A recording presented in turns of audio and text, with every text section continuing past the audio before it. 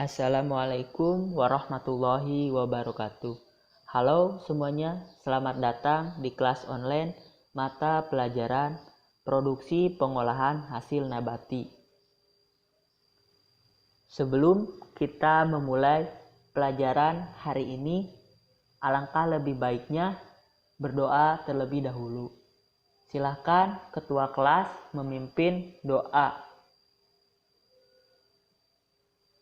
Sebelum memasuki materi hari ini, Bapak absen terlebih dahulu ya.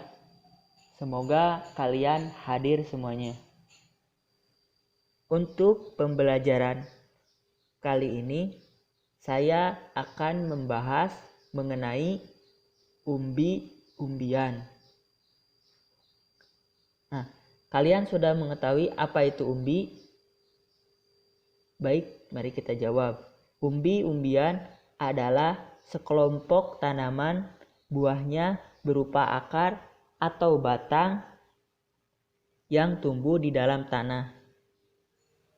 Lanjut, di sini jenis umbi-umbian yang ada di Indonesia pada umumnya ada 3. Yang pertama yaitu ada umbi akar, kemudian yang kedua umbi batang, dan yang ketiga ada umbi lapis. Pertama, umbi akar adalah umbi yang terbentuk akar. Umbi dapat berbentuk dari akar tunggang dan akar cabang. Contohnya yaitu singkong. Mari kita bahas singkong lebih lanjut. Singkong atau nama ilmiahnya yaitu Manihot utilissima merupakan ubi yang termasuk ke dalam ubi akar. Coba kita lihat contoh gambarnya. Terlihat jelas bahwa singkong buahnya berbentuk akar. Maka kita sepakati singkong adalah ubi akar. Jenis umbi yang kedua yaitu umbi batang. Adalah umbi yang termodifikasi batang tumbuhan yang tumbuh dan berkembang di bagian dalam tanah, serta menggelembung pada bagian ujungnya, seperti rimpang. Contoh dari umbi batang adalah kentang, seperti pada gambar. Mari kita bahas lebih dalam apa itu kentang. Kentang atau nama ilmiahnya Solanum tuberosum merupakan ubi yang termasuk ke dalam ubi batang. Coba kita lihat contoh gambarnya. Terlihat jelas bahwa kentang buahnya berbentuk batang. Maka kita sepakati kentang adalah ubi batang. Jenis umbi-umbian yang ketiga adalah umbi lapis. Merupakan jenis umbi yang terbentuk dari tumpukan daun yang rapat dalam susunan lapisan. Beberapa tumbuhan berkeping satu atau monokotil seperti kelompok bawang-bawangan. Contohnya bawang merah, bawang putih, dan bawang bombay. Setelah mengetahui jenis-jenis umbi-umbian yang ada di Indonesia, kemudian kalian buat 5 kelompok. Yang pertama, kelompok 1 yaitu kelompok umbi singkong, kemudian yang kedua umbi kentang, yang ketiga umbi lapis, yang keempat umbi jalar, yang kelima umbi wortel. Kelompoknya bisa dibagi oleh ketua kelas, harus rata ya, antara perempuan dengan laki-laki. Kemudian tugasnya setelah membuat kelompok, yang pertama cari pengertian dari umbi tersebut. Kemudian produk olahannya apa saja. Yang ketiga membuat job sheet lengkap dengan RAB dan label.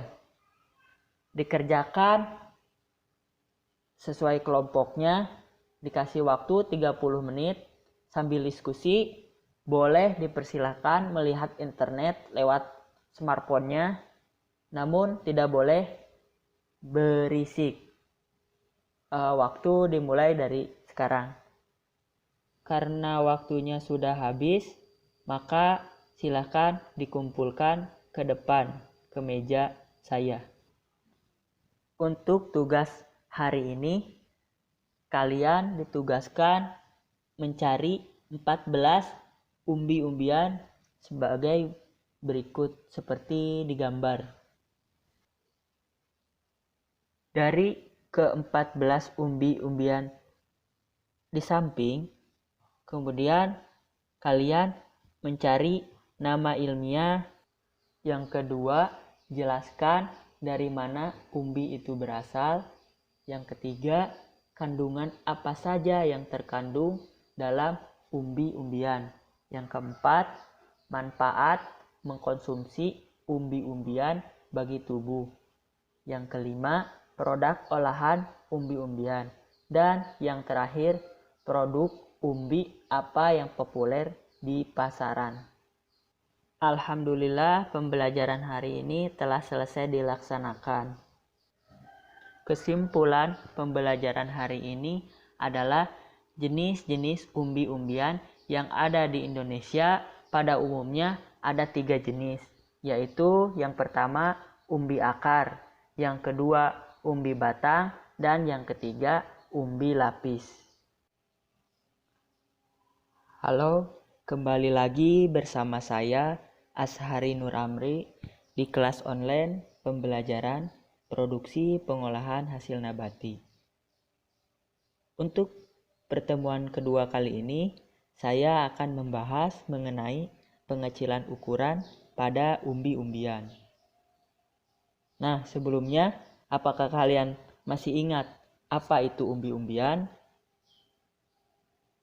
Boleh silakan dijawab ya. Perlu diingat ya, umbi-umbian adalah sekelompok tanaman buahnya berupa akar atau batang yang tumbuh di dalam tanah. Nah, karena kalian sudah mengetahui jenis-jenis umbi-umbian yang ada di Indonesia beserta cirinya, selanjutnya kita akan membahas mengenai pengecilan ukuran pada umbi-umbian. Nah, di sini anak-anak sudah mengetahui apa itu pengecilan ukuran. Di sini dijelaskan bahwa pengecilan ukuran adalah proses penghancuran atau pemotongan suatu bentuk padatan menjadi bagian-bagian yang lebih kecil. Kemudian, pengecilan ukuran bertujuan untuk mempermudah proses selanjutnya. Nah, proses selanjutnya contohnya seperti misalkan kita mengecilkan umbi wortel, dipotong-potong dengan pisau, kemudian bertujuan untuk mempermudah proses selanjutnya dibuat menjadi sop ayam misalkan. Nah, itu salah satu contoh pengecilan ukuran. Sehingga akan lebih efektif dalam penanganan pasca panen komoditas pertanian.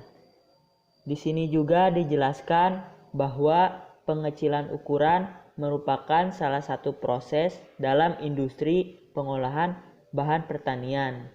Operasi ini merupakan salah satu proses dalam industri yang sangat penting.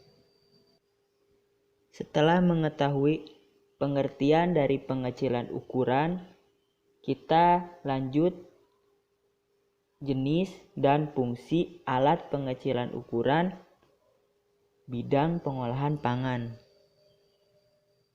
Nah, dikelompokkan menjadi 3 kelompok. Yang pertama ada alat pengecil ukuran bahan berserat tinggi. Kemudian yang kedua ada alat pengecil ukuran bahan kering. Yang ketiga, alat pengecil ukuran bahan pembentuk cair. Baik, mari kita bahas mengenai alat pengecil ukuran yang biasa digunakan untuk pengolahan pertanian, khususnya umbi-umbian. Nah, di sini yang pertama ada pemotong atau biasa dikenal cutter. Pemotong adalah alat yang biasa digunakan untuk memotong bahan-bahan sehingga mempermudah proses pekerjaan selanjutnya. Hampir sama pengertiannya seperti pengecilan ukuran ya. Kemudian yang kedua ada pengupas atau biasa dikenal di pasaran dengan nama peeler. Di sini dijelaskan pengupas adalah alat yang biasa digunakan untuk mengupas bahan-bahan sehingga mempermudah proses pekerjaan selanjutnya. Biasanya pengupas digunakan pada umbi kentang untuk menghilangkan kulit kentang. Kemudian nomor 3 yaitu pemarut. Pemarut adalah alat yang biasa digunakan untuk memarut bahan-bahan sehingga mempermudah proses pekerjaan selanjutnya.